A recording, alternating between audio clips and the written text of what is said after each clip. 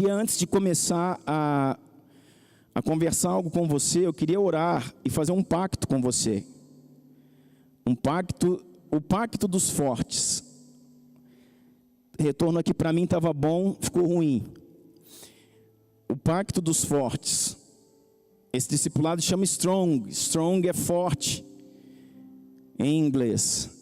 O pacto dos fortes. E o que é o pacto dos fortes, pastor, que nós vamos fazer aqui? Irmão, eu queria que você orasse comigo no sentido de prometer para Deus: eu não vou me ofender. Eu não estou aqui para ser ofendido, eu estou aqui para ser treinado, para ser discipulado. Então, eu não vou me ofender. Talvez a gente vá falando algumas coisas aqui, aí você pensa assim: poxa, isso aí é para mim.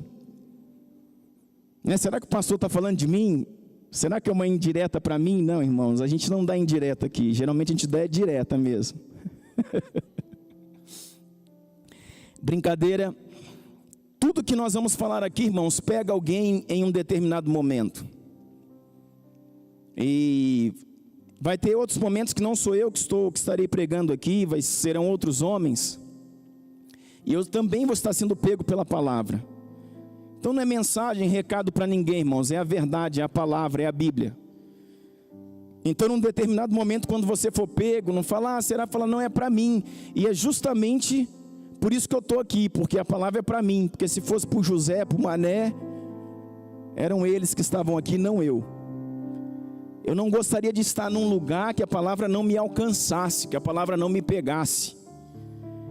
Então se a palavra está me pegando, está encaixando na minha vida, eu estou vestindo algumas carapuças, é porque a palavra é para mim. E ela é para você, e para mim, e para nós. Amém? Então o pacto de hombridade é: eu não vou me ofender, nem me fechar.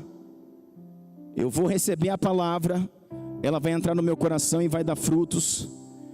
E minha vida, o meu casamento, a minha família, a minha cidade, a minha nação vai mudar em nome de Jesus. Amém? Glória a Deus. Quantos podem dizer eu recebo? Em nome de Jesus. Amém? Então vamos fazer esse pacto. Feche seus olhos. Pai, em nome de Jesus, nós oramos nessa noite, Deus. Estamos aqui, Senhor, para fazer um pacto. O pacto strong, o pacto dos fortes. O pacto da honra. De forma, Deus, que nós possamos, Senhor, em nome de Jesus, não nos ofender, Pai, com aquilo que estamos ouvindo. Os termos, as situações, as pontuações, não é para ofender, não é para machucar, não é para humilhar, não é para jogar no chão a ninguém que está aqui. Muito pelo contrário, é para curar, para restaurar, para levantar os homens que aqui estão, Senhor. Então, em nome de Jesus, Pai, eu te peço que o Senhor blinde a nossa mente e blinde o nosso coração, para que não haja ofensas, para que não haja, Deus, em nome do Senhor, acusações do diabo, mas que a palavra seja recebida no nosso ser, em nome de Jesus, amém. Amém. Feito isso, abra sua Bíblia em Gênesis 22, por favor. O som está bom aí atrás? Vocês estão me ouvindo bem? Estava dando um eco no início.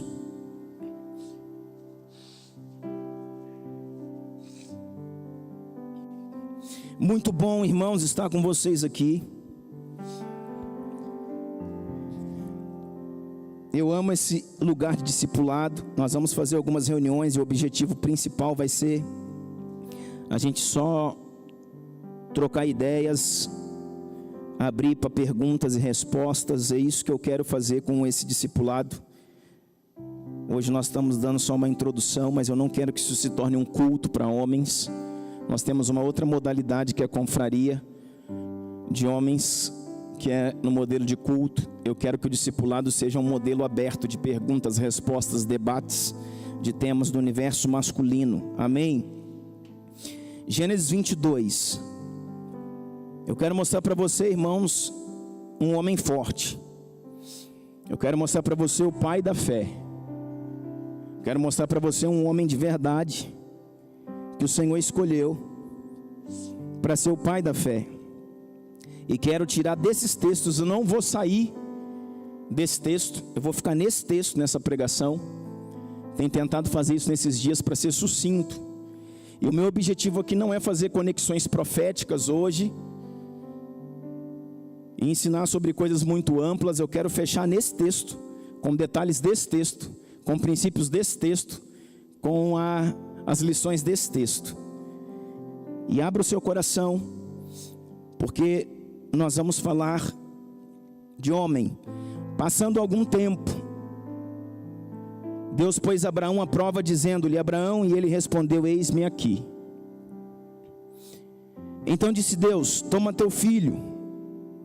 Vai vendo os detalhes. Então disse Deus para Abraão: toma teu filho, teu único filho, Isaque, a quem você ama. Diga comigo: ama. Então Deus está afirmando que Abraão ama Isaque. É a única vez na Bíblia que Deus afirma que alguém ama alguém, a não ser se tratando do próprio Deus, falando do amor de Deus, do amor de Cristo.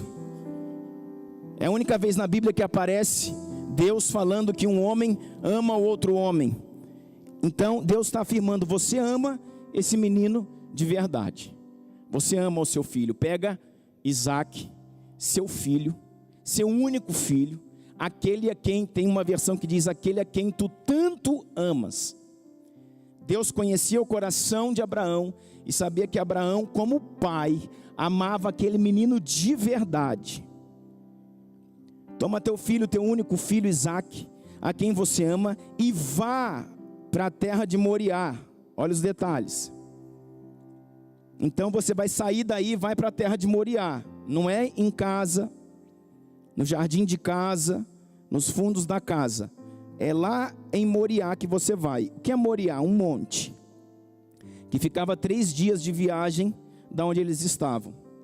Ok, chegando lá, você sacrifica ali como holocausto num dos montes que lhe indicarei. Então Deus está pedindo o filho dele em sacrifício. Verso 3 diz assim: passado alguns dias, não é isso? É ou não, irmãos? O que está escrito aí? Na manhã seguinte,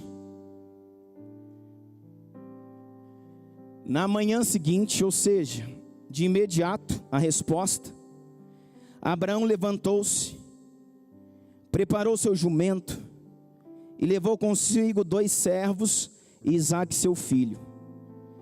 Então vamos lá pegar os detalhes. Ele saiu de viagem, mas quem foi na viagem? O filho Isaque, 2 servos e um jumento. A mãe foi junto? Sara foi junto? Não, a mãe ficou em casa. Ok. No 3º dia de viagem, ou seja, viajaram por 3 dias, Abraão olhou e viu de longe o lugar. Disse ele a seus servos: fiquem aqui com o jumento, enquanto eu e o rapaz vamos até lá, no monte, e depois de adorarmos, voltaremos. Uau! Deixa eu ligar isso aqui. Disse...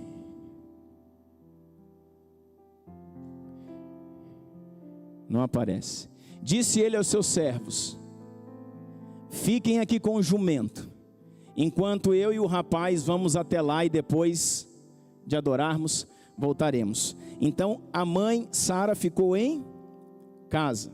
Eles caminharam 3 dias, até que chegaram no monte Moriá, aonde Deus havia os mandado ir. Mas quando chegou no monte, quem sobe o monte? O jumento. E os 2 rapazes, os 2 servos ficam lá embaixo. E quem vai subir o monte? Abraão e Isaque. Ok? Verso 6. Abraão pegou lenha para o holocausto e colocou nos ombros do seu filho Isaque. E ele mesmo, ou seja, o menino, levou as brasas para o fogo e a faca, e caminhavam ambos juntos. Tá, vamos parar aqui no verso 6. Depois nós vamos fazer um apanhado aqui, irmãos. E essa é uma palavra muito forte. Vai pegar você pelo seu espírito. No verso 6, diz então que ele tirou a lenha, toda aquela lenha que estava em cima do jumento, e colocou sobre o Isaque. Montoeira de lenha assim, ó, um tarugo, um fecho de lenha, e colocou sobre o Isaque. E também deu para o Isaque o cutelo, deu para o Isaque o fogo, deu para o Isaque tudo que precisava para o holocausto lá em cima. O que isso nos mostra? O que a teologia nos afirma? Que Isaque nesse momento não era um menino, um menininho, 2, 3 anos, bebê. Isaque era um rapaz quase homem. Estudos teológicos falam que Isaque nesse momento aqui tinha de 15 a 18 anos. Mais ou menos isso, mais ou menos a idade que Davi lá, quando derrubou lá o gigante, começou a se mover para as guerras. Esse menino, pelos estudos teológicos, tinha de 15 a 18 anos. Por isso que ele conseguiu aguentar 3 dias de viagem. E ele foi andando. Chegando lá, quando eles vão subir no monte, taca aquele tanto de lenha em cima dele então. Pesado, irmão, lenha. Mais o cutelo, né, que é o punhal. Mais o fogo que vai ser aceso lá. E diz, vamos embora. E o Abraão vai do lado, não está carregando nada, Abraão.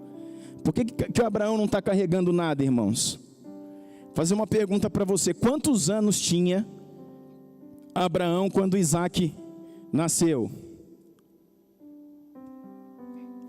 Quantos tinha? Fala aí, alguém que sabe bem alto. 99. Alguém dá mais aí ou não? Hã? 99. Se Isaque tem 18 anos, quantos anos Abraão tem aqui? 117, 118. É um velhinho já, irmãos, um velhinho que está custando aguentar a viagem. Então é o menino que está levando tudo. Então diz assim o verso 7. Isaque disse ao seu pai Abraão, meu pai. Sim, meu filho, respondeu Abraão. Isaque perguntou, as brasas estão aqui, a lenha está aqui, mas onde está o cordeiro para o holocausto? Pergunta de Isaque. Vou abrir um parênteses para você aqui pensar comigo. Até esse momento, Isaque não tinha perguntado nada sobre o cordeiro. Enquanto o jumento carregava a madeira, o Isaque estava tranquilo. Quando o jumento parou e a madeira agora vai para os ombros, isso te faz lembrar alguma coisa? Madeira sobre os ombros. A madeira vai para os ombros daquele que está subindo um monte para o sacrifício. Te faz lembrar alguém?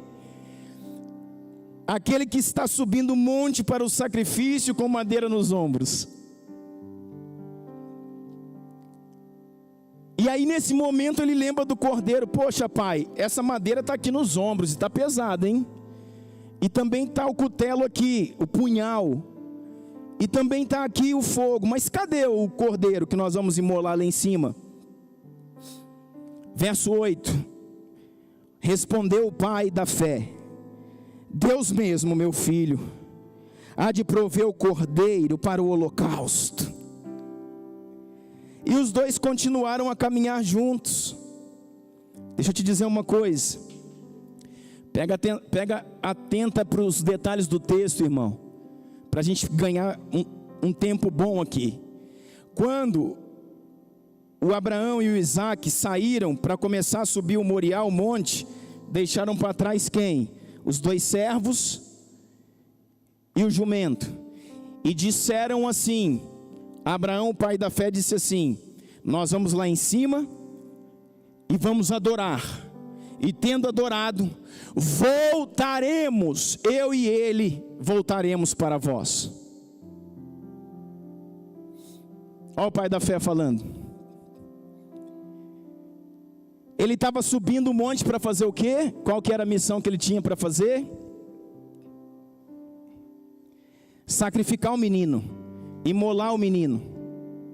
Mas ele diz assim para os servos e o jumento que está junto: nós dois subiremos o monte, e tendo adorado ao Senhor, nós voltaremos. Ele não diz eu vou voltar, ele falou nós voltaremos. Isso não era para assustar o menino, meu irmão. Isso é a fé do pai da fé, que sabia, querido, a mesma coisa que ele está falando agora para o menino. Aí agora só estão os dois, Natan, subindo o Moriá. O velhinho de 118, 19, 17, cento e tantos anos, cansado. E o outro está morto de cansado também, porque é um jovem carregando um tanto de lenha nas costas.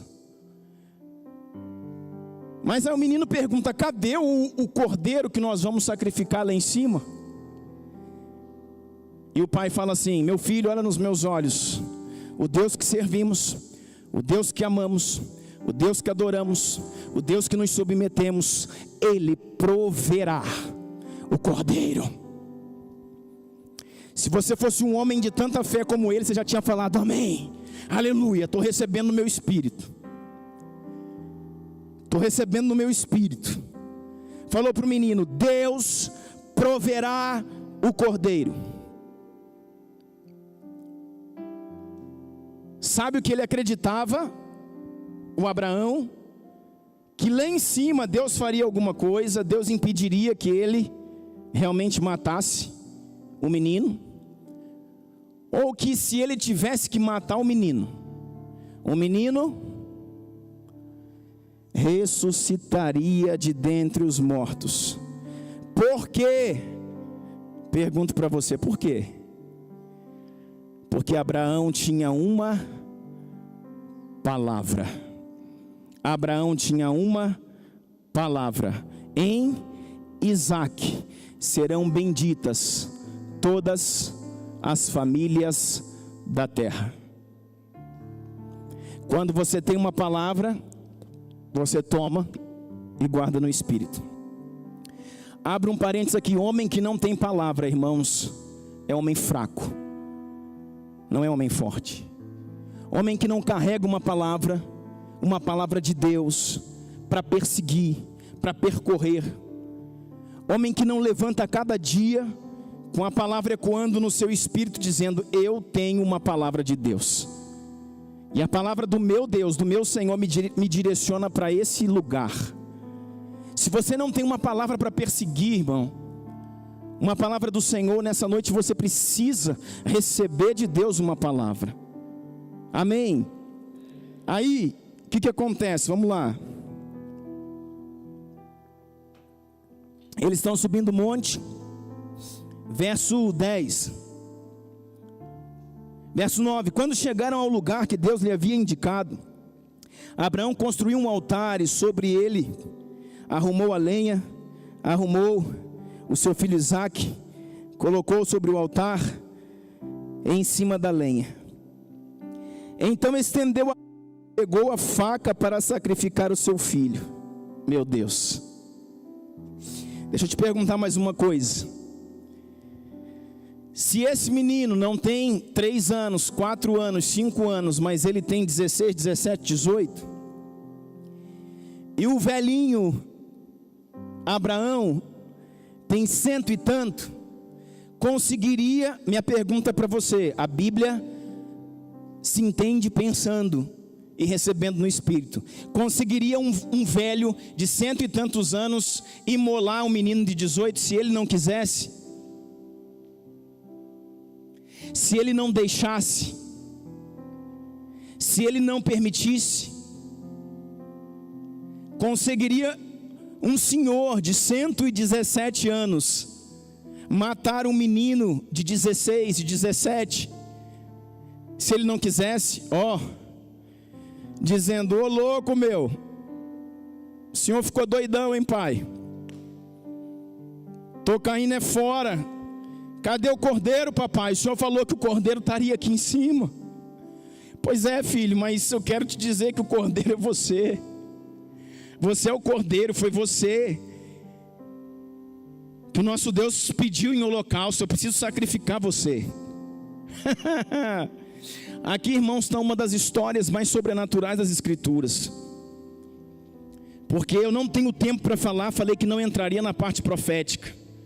Mas você vai ver a formação do maior dos patriarcas de Israel. A gente vê falando sobre Abraão, é o pai da fé.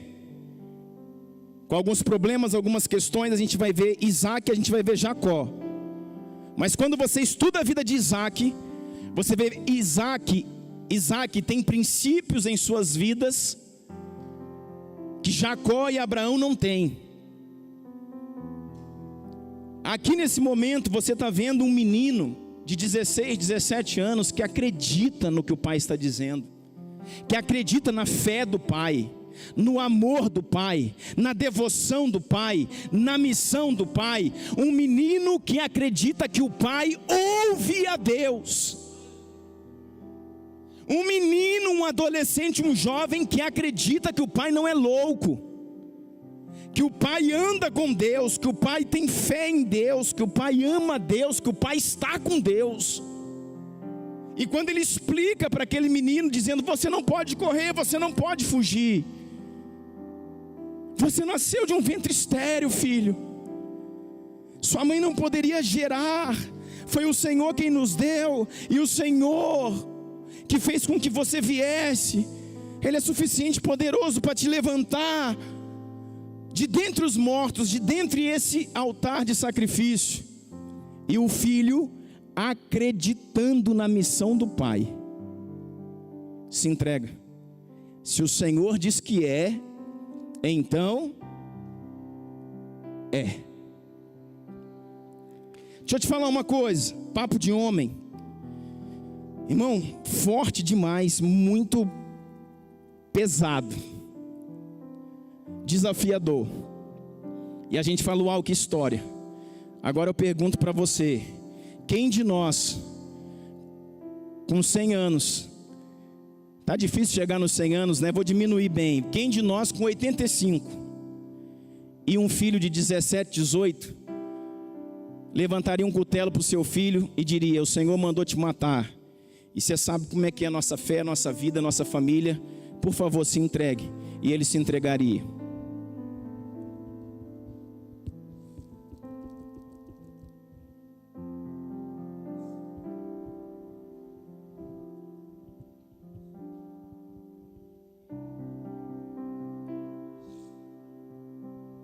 Quem de nós?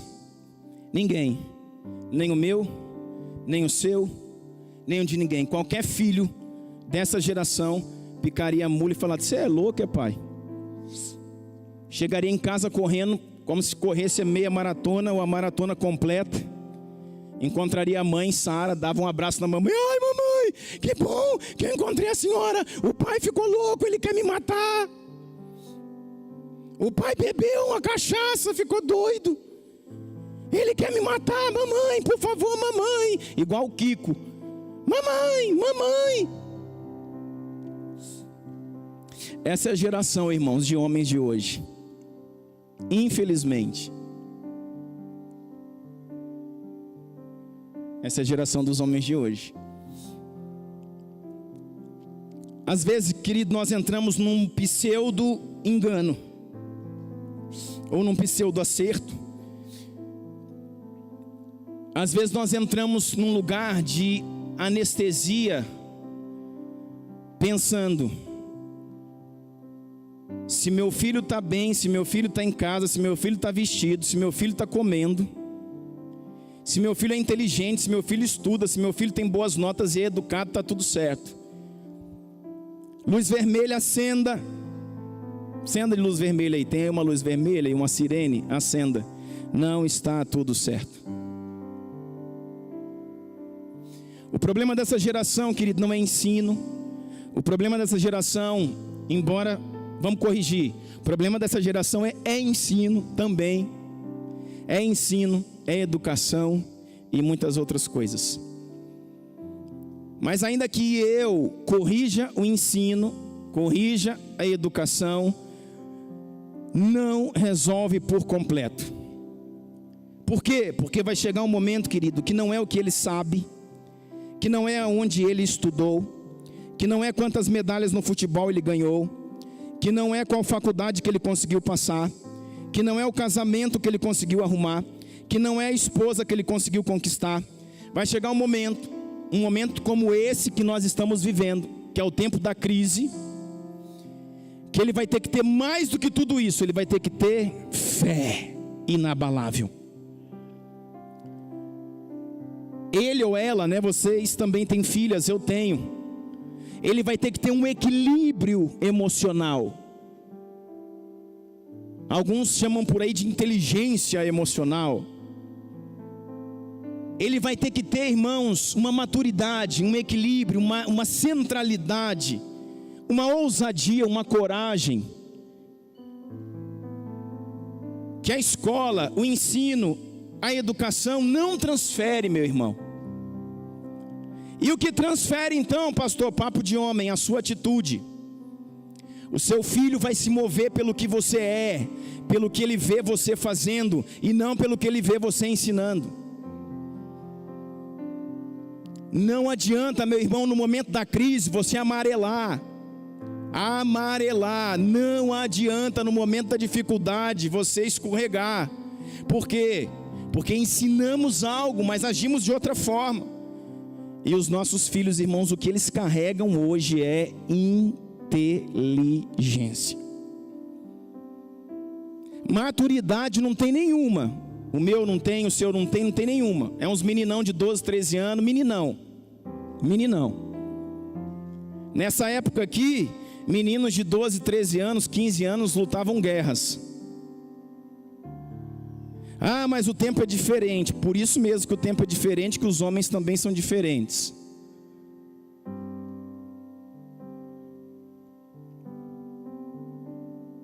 Uma coisa que eles têm é inteligência. Eu tenho uma menina de 3 anos, irmãos, a Helena, e eu vou te falar uma coisa. Ela faz cada coisa, ela pergunta cada coisa, ela retruca o que a gente fala em cada coisa que eu falo. Que lugar que é esse? Que ambiente é esse? Que tipo de criança é essa? Hein, Arnaldo? Que conversa que é essa? Que pergunta que é essa? Que vocabulário que é esse?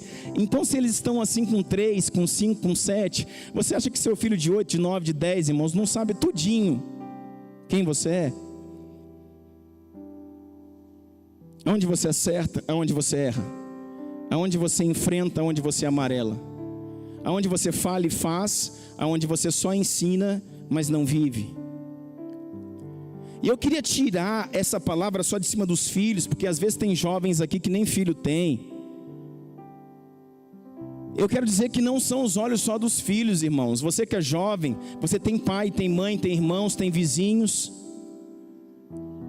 As pessoas estão olhando para você. E algo que a gente diz aqui há muito tempo: é hora, irmãos, a gente pregar com a nossa vida e parar de pregar com a nossa boca, porque se a nossa vida não fala, não interessa o que a nossa boca está dizendo. As pessoas estão vendo, os nossos filhos estão vendo. Esse menino de 16, 17 anos, ele se entregou, ele falou: pai, se o Senhor falou que é, então é. Pode me matar, pode me sacrificar, desça o punhal no meu pescoço, no meu peito, meu Deus. Que fé é essa gerada no coração desse menino? Que obediência é essa? Que devoção é essa? Um menino que cresceu por poucos anos vendo um pai que ouve a Deus, que obedece a Deus, que caminha com Deus. Presta atenção, vou te falar aqui. Aí diz assim, verso 10: então estendeu a mão e pegou a faca para sacrificar o seu filho. Mas o anjo do Senhor o chamou do céu: Abraão, Abraão. Eis-me aqui, Senhor, respondeu ele, com nó na garganta, o punhal estendido. E o verso 12 diz: não toque no menino, disse o anjo, não lhe faça nada. Agora sei que você teme a Deus, porque não me negou o seu filho, o seu único filho. Abraão ergueu os olhos e viu um carneiro preso pelos chifres num arbusto. Foi lá, pegou, sacrificou como holocausto em lugar do seu filho. Nós sabemos que esse cordeiro, esse carneiro representa Jesus, que morre, irmãos, em nosso lugar. Mas eu não quero entrar nesse mérito profético. Verso 14: Abraão deu àquele lugar o nome do Senhor proverá. Irmãos, aquilo que ele tinha determinado, falado, acreditado, está se cumprindo. E Abraão vai lá e põe o nome daquele lugar e batiza aquele lugar de o meu Deus proverá, porque esse nome tem até hoje, no monte do Senhor se proverá.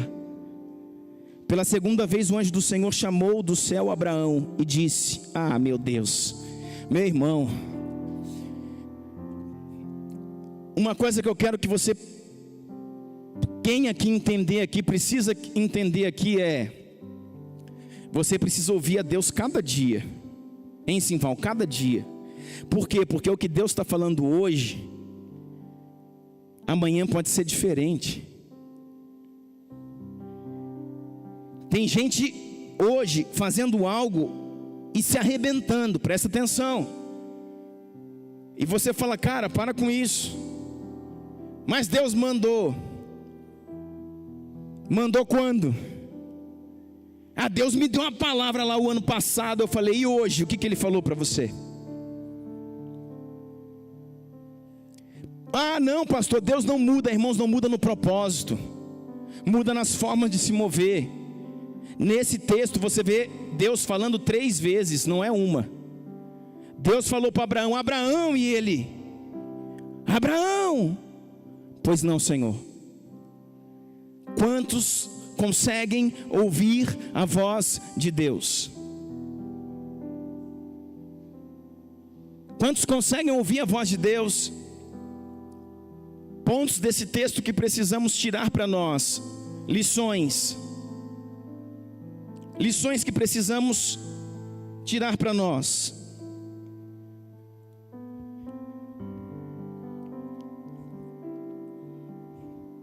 Pega aí no seu espírito. Lições que precisamos tirar para nós.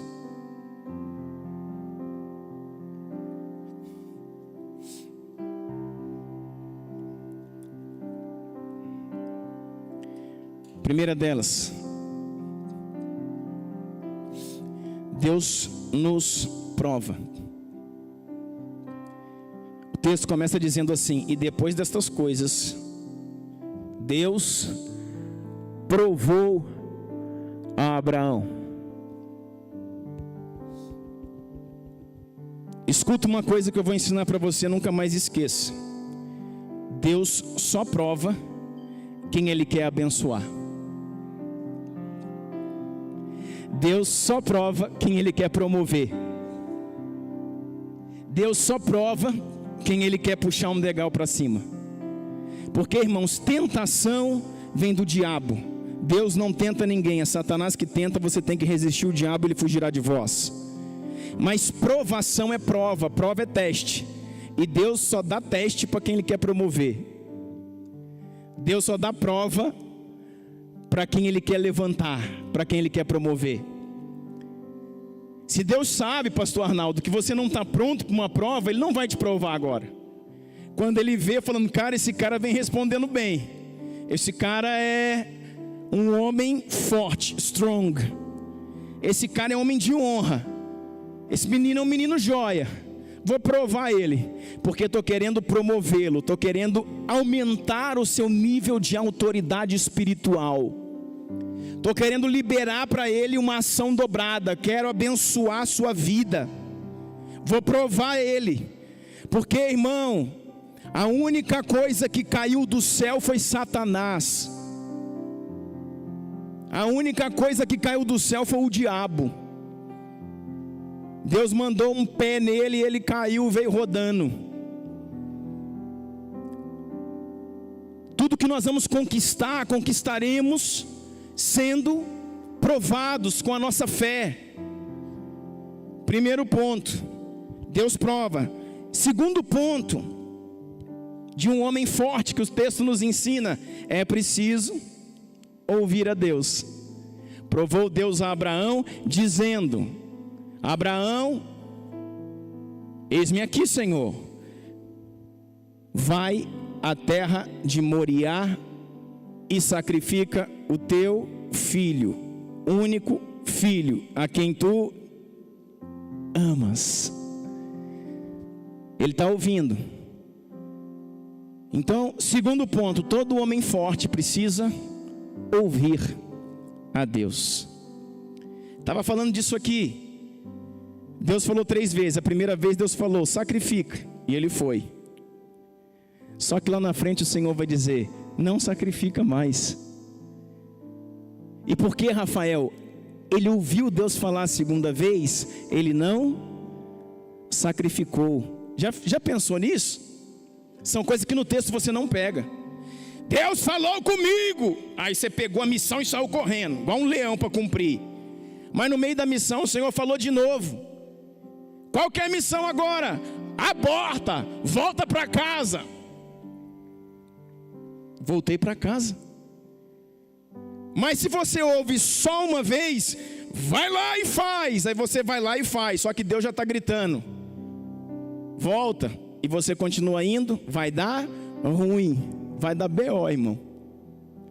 Porque eu preciso ouvir ao Senhor sempre.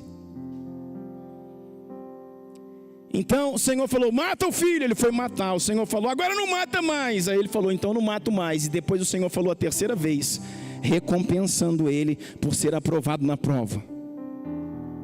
Uau! A gente vai ler isso no final. Então, a segunda coisa de um homem forte: ouvir a Deus. A terceira coisa de um homem forte, diga comigo: obediência. O que o texto falou? A missão dele era simples, né, irmãos? A missão dele era pegar o filho que ele amava, fruto do ventre estéril da sua esposa, que ele esperou por anos e anos e anos e anos que viesse a nascer, e se apaixonou por aquele filho. E o Senhor falou: pega o teu filho, teu único filho, o menino dos teus olhos, a razão da tua vida, a alegria dos teus dias,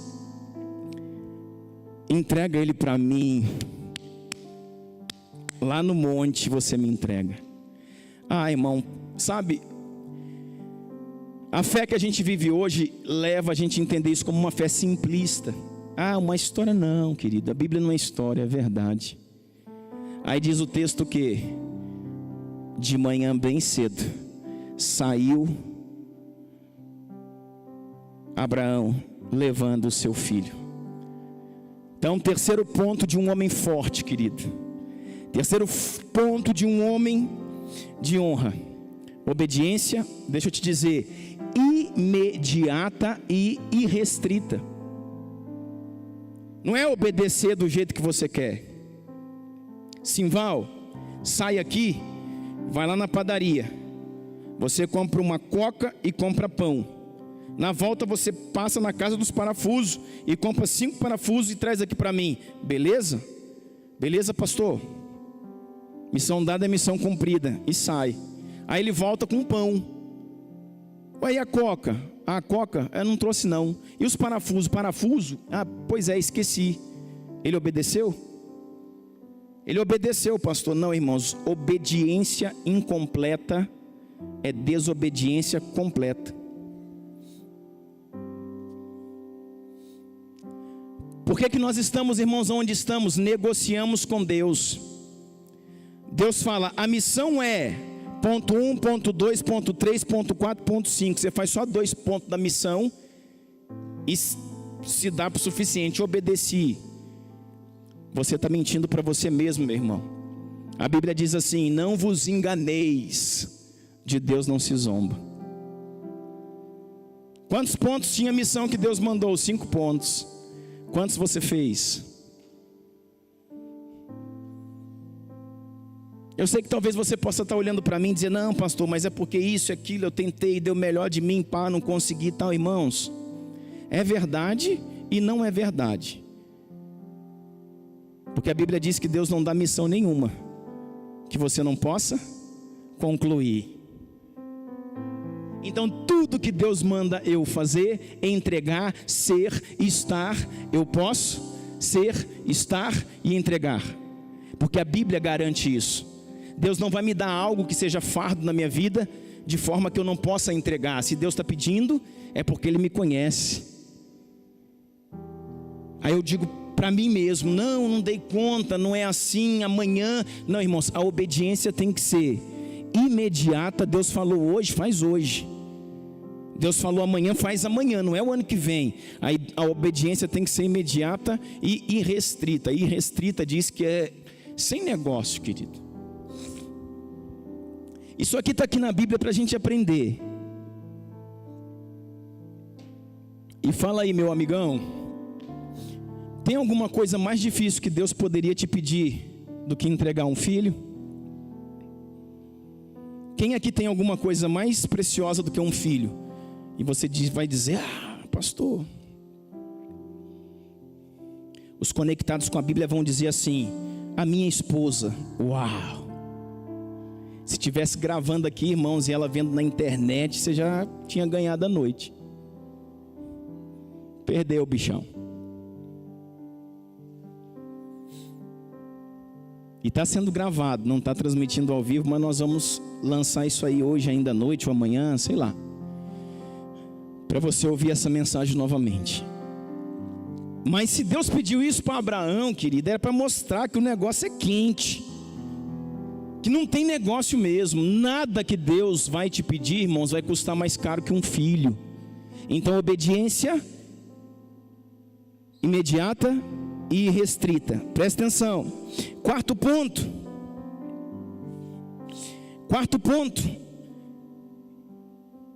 de um homem forte que nós aprendemos nesse texto aqui, de algo que nós precisamos aprender, irmão. Esse ponto é importantíssimo. 2 pontos aqui são principais. Esse ponto, sabe o que Abraão fez, querido? Deus já deu a letra para ele: Abraão, vai ao Monte Moriá. Presta atenção nisso, meu irmão.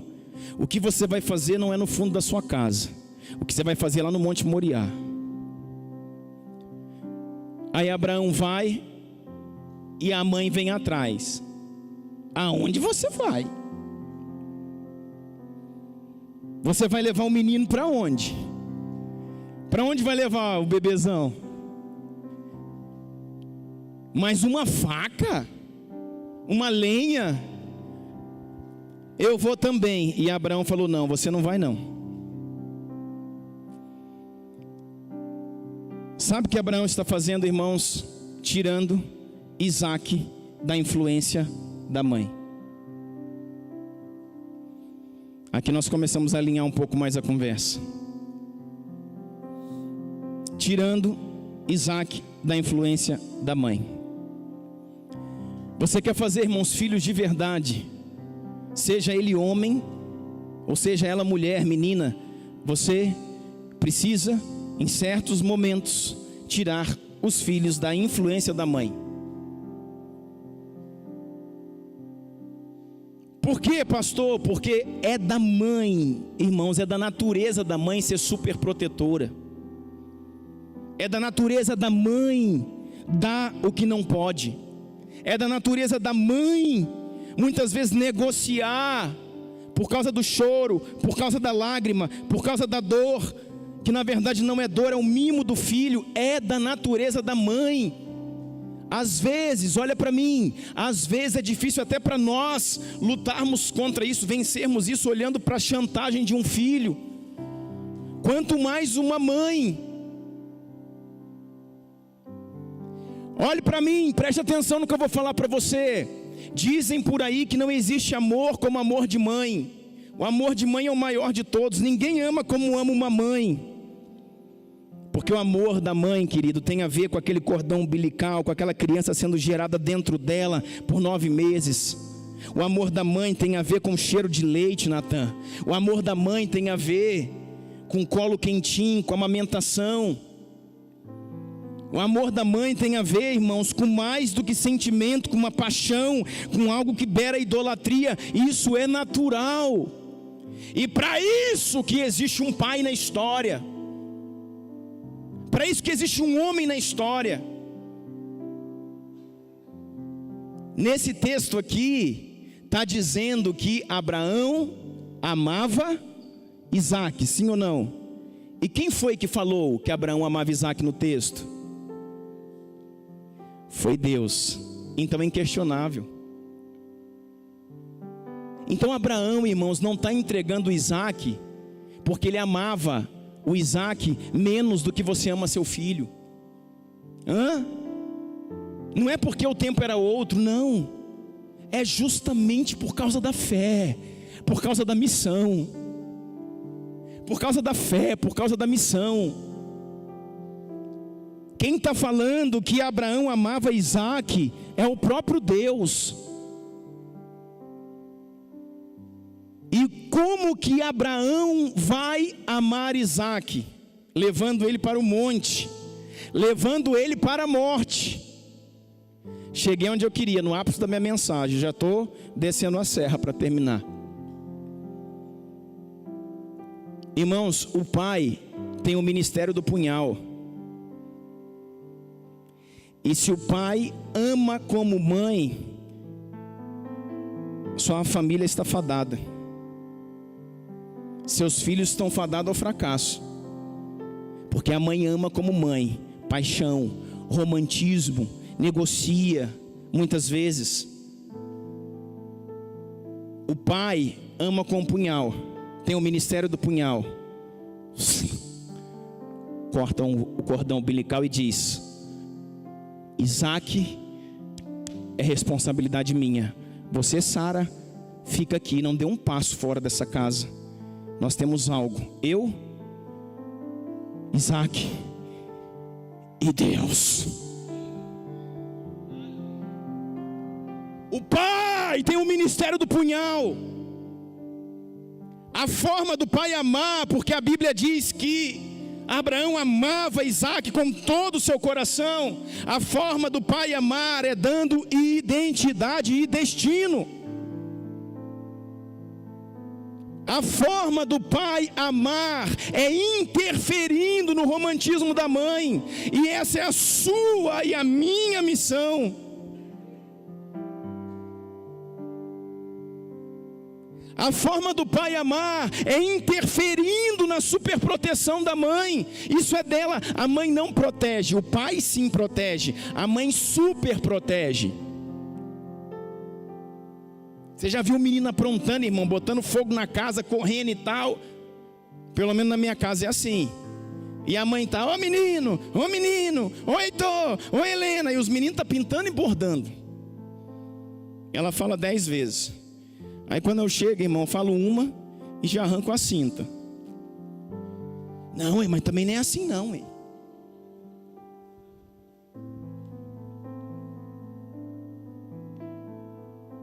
E sempre vai ser assim, irmãos. Você não vai mudar uma mulher, porque essa é a essência que ela carrega. A mãe pega o menino chorando. A mãe pega o menino, vira para frente e traz para o peito. E qualquer menino dorme no peito da mãe. Porque o cheiro da mãe, cheiro do leite, temperatura do corpo da mãe.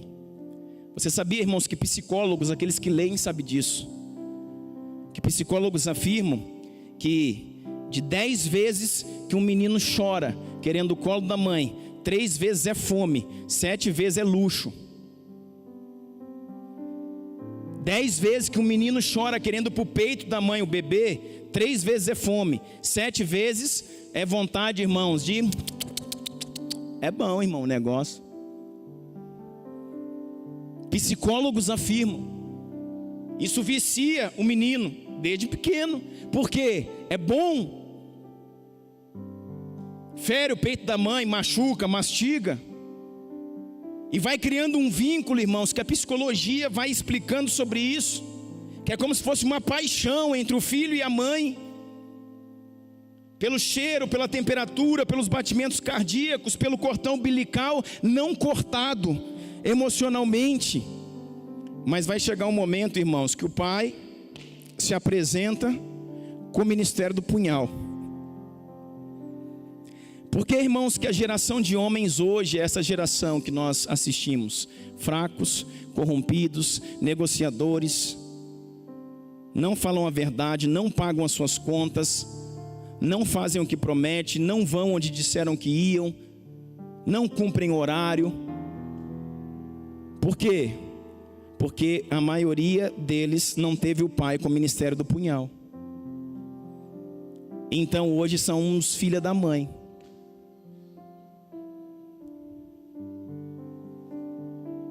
É tudo filha da mãe, filho da mãe ou filha da mãe. É isso mesmo. E o que eu estou fazendo aqui, irmãos? Descredibilizando a mãe, a figura da mãe, a figura da esposa? É lógico que não, meu irmão. Nós estamos falando de coisa de adulto aqui, de homem. Eu estou falando do papel, do seu papel, o ministério do punhal. Então, qual que é o quarto ponto que a gente entende? Abraão tirou o menino da influência da mãe e falou: você não vai, você fica aqui, eu vou, porque eu estou levando ele para a morte. Às vezes, irmãos, Abraão nem contou isso para Sara. Você acha comigo, vamos lá, você que conhece sua mulher, se Abraão tivesse contado, a mãe tinha ficado? Sim ou não? A minha mulher não tinha ficado, não. Então ele nem contou isso para Sara. Mas por que ele não deu o direito de Sara se despedir do filho, Alexandre, que ele ia sacrificar? Porque ele tinha certeza que Isaac ia ressuscitar, meu. Nós estamos falando aqui de fé, gente, de homens de verdade, que crê no impossível, que crê no sobrenatural, que crê que Deus é Deus, que Deus faz o que Ele quer, o que Ele prometeu. Ele tirou da influência da mãe e foi. A mãe ama super protegendo. A mãe ama num caráter romântico. A mãe é cuidado, é afago, é carinho. A mãe pega o menino, vira para frente e traz para o peito. O pai pega o menino, vira para frente e joga para cima. O pai, irmãos, é apostólico, tem o caráter de envio. A mãe é pastoral, tem o caráter de cuidado. O pai está na família para enviar, gerar identidade, gerar destino, cortar com o ministério do punhal o cordão umbilical e falar: vai-te embora, menino. Não tem nada a ver com falta de amor, muito pelo contrário. Um homem de verdade foi chamado com 3 P's: proteção, provisão e promoção. Esse é o seu papel para com a sua esposa e para com os seus filhos. Só que o principal fator de um pai na vida de um filho é dar a ele identidade, que também não vem da mãe, vem do pai, dá a ele identidade. E na identidade tem 3 As. Quais são os 3 As da identidade? Deixa eu ver se eu lembro. Afirmação, aprovação e aceitação. Então um pai, irmãos, tem que gerar no filho identidade. E o que é identidade? Aprovação, aceitação e afirmação. O pai afirma o filho: campeão, vamos embora, campeão. Ah, mas eu não sei, sabe? Ah, não dou conta, dá conta sim. Ah, não vou ficar com a minha mãe. Não vai não, você vai ficar com o pai. Irmãos, muitas vezes o meu filho prefere ficar com a mãe, porque com a mãe ele assiste televisão, rola no chão, vê o tablet, vê não sei o quê. Comigo não, vamos ali na igreja. Fazer o quê, pai? Não sei não, vamos lá arrumar. Chega aqui, eu falo: arruma as cadeiras. Vamos conversar, vamos trocar uma ideia. O pai é responsável, irmãos, por gerar um desligamento. Agora, presta atenção no que eu vou falar para você aqui, para a gente continuar descendo a serra. Você acha que se a mãe estivesse lá e tivesse subido junto com eles o monte, na hora que ele levantou o cutelo, a mãe tinha deixado? O que você acha? Você acha que na conversa do pai dizendo para o filho, você precisa crer e entregar sua própria vida, eu vou te matar agora e Deus te ressuscita depois, está fechado? Você acha que a mãe ia falar beleza? A mãe não tem a mesma fé? Não tem a mesma fé. Você é a cabeça, você é o cerne da criação de Deus. O homem, irmãos, é o reflexo da glória de Deus na terra. O homem não é a humanidade, é homem masculino. Por isso que está acontecendo lá? Tinha que ficar. O Abraão, irmãos, é um homem de tão forte. O Abraão é um homem tão inteligente que chega no pé do monte. Ele diz também, fica agora aí quem? O jumento e os servos. Por quê? Porque até esses 2 servos, irmãos, lá em cima poderiam atrapalhar o esquema. Até os 2 servos poderiam segurá-lo e dizer, cara, Abraão já é velho, ele bateu com as 10, pirou de vez, vai matar o filho. Eles deixaram o jumento lá, porque chegando lá em cima poderia dizer, na verdade, na hora que eu achava que Deus ia prover, não proveu. Então, vou sacrificar o jumento. Mas quem foi escolhido não tem escolha. E quando você obedece de forma imediata e restrita, irmão, se prepare, porque os céus vão abrir, as coisas vão responder, Deus vai abrir as águas e algo sobrenatural está para acontecer. Quando você não tem âncoras em volta de você, você só tem obediência, meu filho. Cai dentro, cai dentro. Como é que é amor de mãe? Sentimental, emocional, puxa para o peito, super protege. E o amor do pai, identidade, destino, joga para frente. Então, 4º ponto, ele tirou da influência da mãe.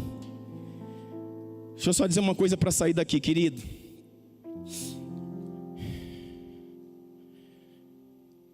Tem muita coisa que nós estamos falhando, porque não queremos nos indispor em casa. Nós estamos cedendo a muitos caprichos nas nossas casas, para não criar confusão. Pastor, o senhor não sabe a mulher que eu tenho. Não sei mesmo não, irmão, eu sei da minha. A sua é você que sabe, e dá conta dela para lá. E a minha pode ter certeza que é comigo. Pastor, o senhor não sabe a mulher que eu tenho. Sabe por quê? A mulher que você tem é assim? Porque você bananou até agora. E o que eu estou falando aqui, não coloque palavras na minha boca, não é que você tem que virar um machão por imposição, irmãos. Porque quem ama, cuida. Porque quem ama, protege. Porque quem ama, promove. Porque quem ama, provê. É protegendo a sua mulher que o coração dela se inclina ao seu. Não é levantando a voz e engrossando a voz. É quanto mais você ama, mais ela se submete. Esse é o princípio da Escritura. Só que tem uma coisa, irmãos. Nessa transição que nós estamos, de fé, de crescimento, de maturidade, sempre tem a carne que grita, sempre tem um pecado que aparece, sempre tem a alma que entra no meio. E nós, homens, que somos mais práticos, para não se indispor muitas vezes com a nossa mulher, mas se eu fizer isso, a mulher fica de cara feia. Se eu fizer isso, ela não vai querer dormir comigo um mês, eu estou frito em pouca banha. Mas se eu fizer isso, depois, por conta disso, você está enfraquecendo seus filhos. Porque o punhal está guardado. E eles estão vivendo só na superproteção. E muitas vezes no medo da mãe. Na incredulidade da mãe, porque a fé às vezes dela não alcança onde a sua alcança, mas você não briga para não tumultuar. Aí você negocia com a esposa, enfraquece os filhos. Negocia com a esposa, enfraquece os filhos. O ministério do punhal, irmãos, tem um fator fundamental de gerar dor. O punhal não serve só para cortar o cordão umbilical que o Abraão cortou quando saiu lá de casa, dizendo: você fica, você não vai com a gente, a missão é dos homens. Mas esse punhal, irmãos, serve para você entrar em momentos decisivos da sua família.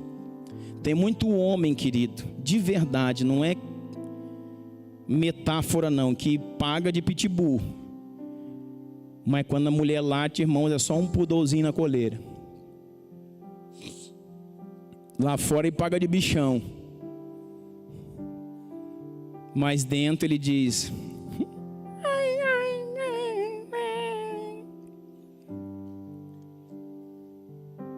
a autoridade, irmãos, dos homens precisam voltar.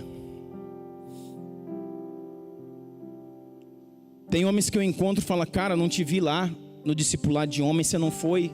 Ele diz assim: cara, a minha mulher não deixou eu ir não.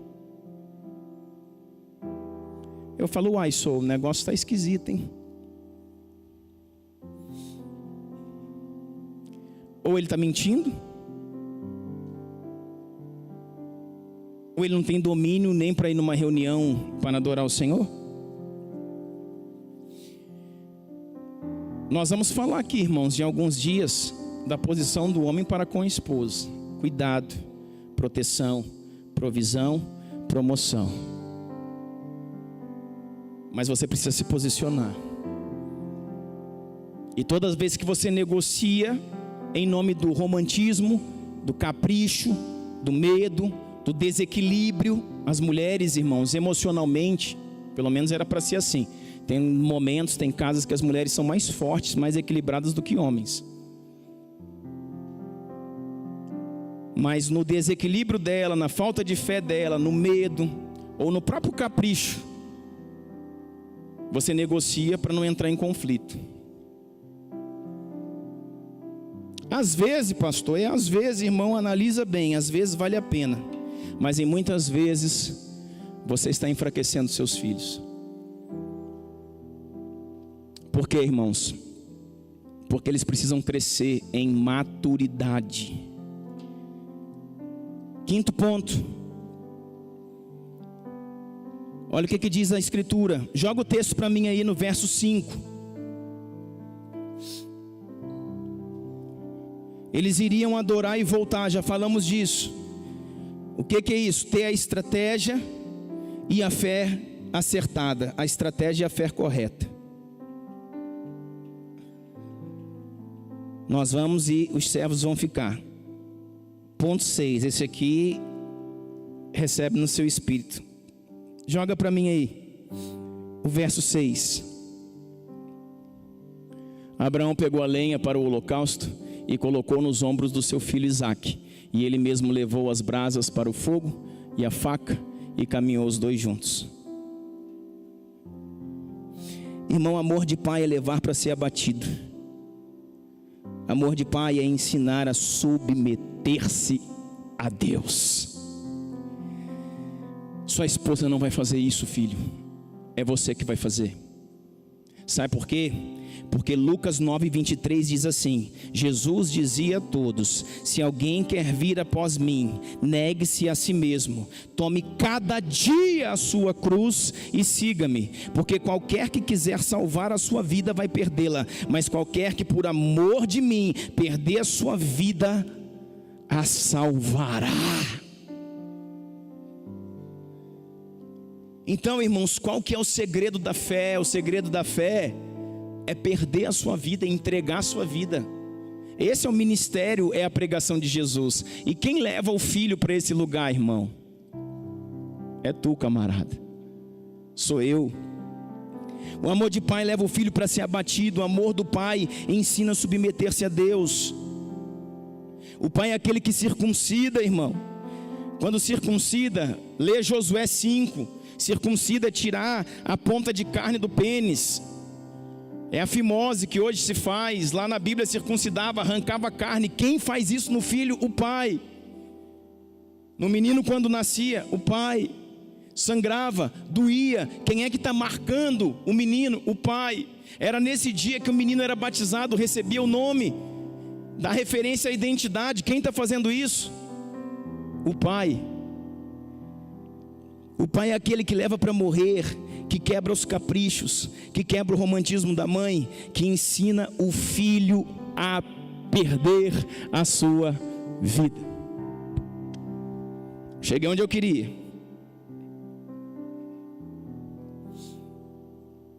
Isso aqui é tão sério, irmãos, e às vezes a gente, deixa a mensagem passar. Você está aí pensando no seu coração: minha casa, minha família, meus filhos. O bar mitzvah dos hebreus, 13 anos. O menino sai debaixo da saia da mãe e vai para os braços do pai, para a influência do pai. Na cultura dos hebreus não tem adolescente. Menino sai de menino e vira homem.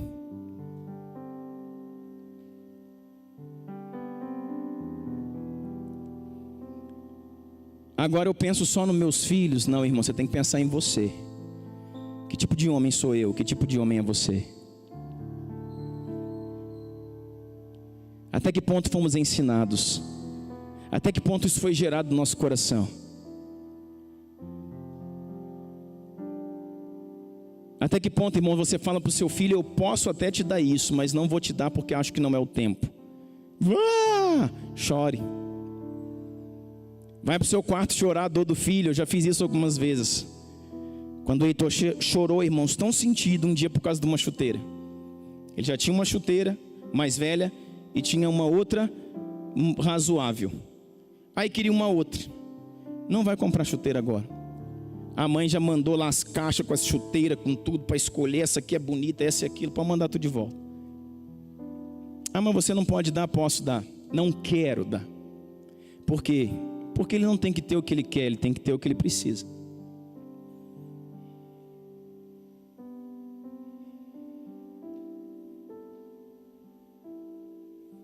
Nós não fomos criados assim, irmãos, muitos de nós.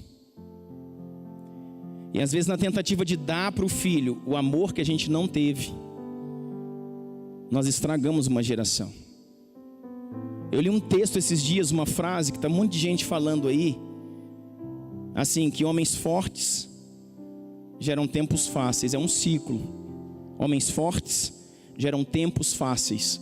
Por quê? Porque eles resolvem. Aí os tempos fáceis geram homens fracos. Está entendendo? Homens fortes geram tempos fáceis. Os tempos fáceis geram homens fracos. Aí os homens fracos geram tempos difíceis. Aí os tempos difíceis voltam a gerar homens fortes.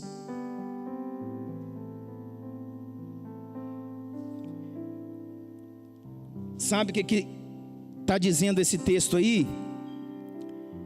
Quando ele carrega a lenha, ele está carregando a cruz, irmãos. A madeira, a lenha, fala da cruz. É uma simbologia de Cristo.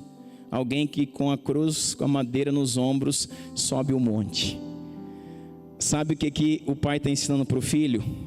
Morra pelo evangelho.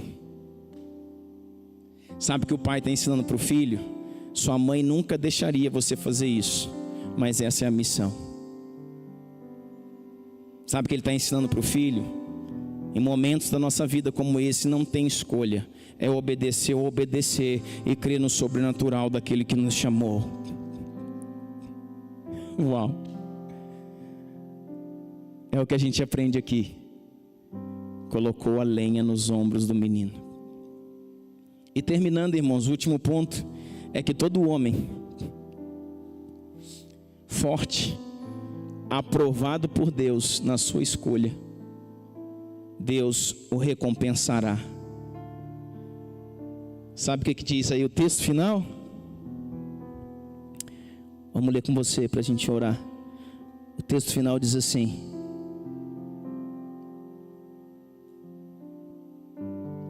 verso 15, pela segunda vez o anjo do Senhor chamou do céu a Abraão e disse: juro por mim mesmo, declarou o Senhor, que por ter feito o que fez e não me negado o seu filho, seu único filho, esteja certo. Irmão, pensa Deus falando isso para um homem. Meu Deus, esteja certo de que abençoarei e farei seus descendentes tão numerosos como as estrelas do céu, como a areia da praia do mar. Sua descendência conquistará as cidades dos que lhe forem inimigos. Por meio dela todos os povos da terra serão abençoados, porque você me obedeceu. Então voltou Abraão aos seus servos. Juntos partiram para Berseba, aonde passou a viver. Irmãos, Deus fala agora e o filho ouve. Olha que maravilhoso. Deus fala agora e o filho ouve. E diz assim: Abraão. E o menino olha para o pai e vê Deus falando para o pai: eu, Deus, eu juro, não por ti, não por qualquer outro, eu juro por mim mesmo. Sabe o que isso quer dizer, irmãos? Que qualquer juramento com qualquer outra pessoa poderia ser quebrado. Porque se você faz um juramento com outro e alguém quebra o pacto, acabou o juramento. Ele está dizendo: eu juro por mim mesmo, ou seja, é irrevogável essa sentença. Eu juro por mim mesmo que eu vou te abençoar, porque temes a mim e obedeces o meu nome, porque não me negaste nem aquilo que tu mais amas. E o Isaac está lá dizendo: uau, que pai que eu tenho. Esse menino, irmãos, vai crescer sendo uma referência, um dos grandes patriarcas. Porque muitas vezes, querido, não vai resolver só aquilo que eu ensino. Os meus filhos precisam ver minhas dores. Deixa eu te falar uma coisa para a gente orar. Os seus filhos precisam ver suas lágrimas. Quando eu estou muito triste, irmãos, e às vezes por algum motivo eu choro e meus filhos estão perto, eu não escondo. Senta comigo aqui. Por que choras, pai? Choro porque sofro. E porque a vida, filho, é difícil. Muitas vezes você vai vencer, algumas vezes você vai perder. Você é um homem, nunca negocie os seus princípios. Está chorando, pai? Estou chorando, filho. Por quê? Porque briguei com a sua mãe. Por que brigou com a minha mãe, pai? Porque o pai perdeu a cabeça, falei o que não deveria. Sabe o que eu vou ter que fazer agora, filho? Antes que o sol se ponha, leia aqui o que está escrito aqui. Não deixe que o sol se ponha sobre sua ira. Estou indo reparar com a sua mãe, para que a bênção de Deus continue sobre nossa casa, protegendo você e a Helena. E ele fala assim: que legal.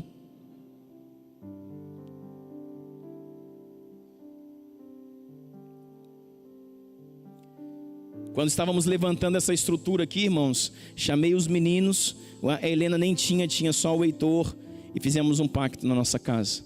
Esse ano nós não compraremos nada.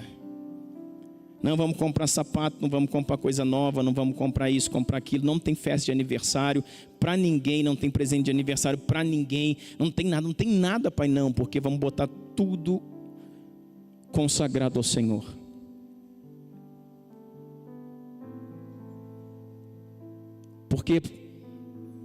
Porque é uma semente familiar, e através dessa semente virão tempos ruins, e a mão de Deus sempre estará sobre tudo que é nosso. Mãe, concorda? Sim. Heitor, você concorda? Uai, né, pai? Uai. Concordo. Ah, mas tadinho de quem, irmão? Tadinho de quem? Valente. Quero dizer para você, querido, nessa noite, para a gente orar, você tem o ministério do punhal. Você é aquele que resolve, que decide as coisas difíceis. Muitas vezes quem vai ter que arrancar lágrimas é você, não é a sua esposa. O mesmo que faz sorrir é o mesmo que faz chorar. Ensine não só os seus filhos. Pastor, estou aqui, nem filho tenha. Seja você aquele que se entrega como Isaque, que não teme coisa alguma, mas que se entrega ao propósito. Esse é um verdadeiro pai. Ensinou o filho a morrer, e morrendo o filho, porque ele se entregou, voltaram novamente porque tiveram vida.